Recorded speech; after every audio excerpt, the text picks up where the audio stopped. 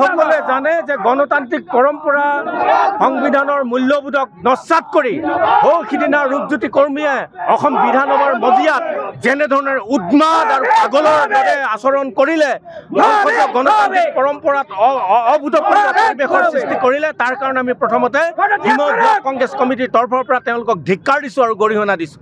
আমি এটা কথা ৰূপজ্যোতি কৰ্মীক সকীয়াই দিছোঁ যে তেওঁ পাগলামী, তেওঁ অভদ্ৰামী, তেওঁ সদনৰ মজিয়াত নহয়, তেওঁ ৰাজপথত কৰক। কাৰণ ইতিমধ্যেই তেওঁ নেতা হিমন্ত বিশ্ব শৰ্মাই কৈ থৈছে যে ৰূপজ্যোতি কৰ্মীৰ দৰে অভদ্ৰ আৰু পাগলক নিশ্চিতভাৱেই মানে তেনেধৰণৰ সামাজিক বা ৰাজনৈতিক স্থানত কথা কোৱাৰ অধিকাৰ নাই বুলি তেওঁলোকৰ নেতা হিমন্ত বিশ্ব শৰ্মাই কৈ থৈছে। গতিকে আমিও ক'ব বিচাৰিছোঁ যে ৰূপজ্যোতি কৰ্মী যি অভদ্ৰামী, যি পাগলামী, যি উন্মাদ আচৰণ, সেই উন্মাদ আচৰণ কেতিয়াও গণতান্ত্ৰিক পৰম্পৰাৰ ভিতৰৰ বস্তু নহয়, গণতান্ত্ৰিক মূল্যবোধক কেতিয়াও সন্মান জনোৱাৰ এটা ব্যৱস্থা নহয়। গতিকে ৰূপজ্যোতি কৰ্মীক আমি সকীয়াই দিছোঁ যে অনাগত দিনত এনেধৰণৰ যদি আচৰণ কৰে তেতিয়াহ'লে ৰূপজ্যোতি কৰ্মীক কেৱল মাত্ৰ ডিমৌ নহয় শিৱসাগৰ জিলাত প্ৰৱেশ কৰাৰ বন্ধ আমি ঘোষণা কৰিম বা তেওঁক প্ৰৱেশত আমি বাধা দিম।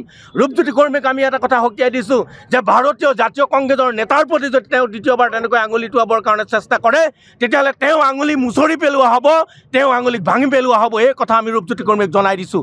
আৰু এটা কথা আমি জনাব বিচাৰিছোঁ যে সদনৰ মজিয়াত যিগৰাকী অধ্যক্ষৰ আসনত অলংকিত কৰি আছিল তেওঁ যদি ন্যূনতম সদন পৰিচালনা কৰাৰ যদি তেওঁ নীতিজ্ঞান আছে তেতিয়াহ'লে ৰূপজ্যোতি কৰ্মীক সিদিনা বহিষ্কাৰ কৰিব লাগিছিল।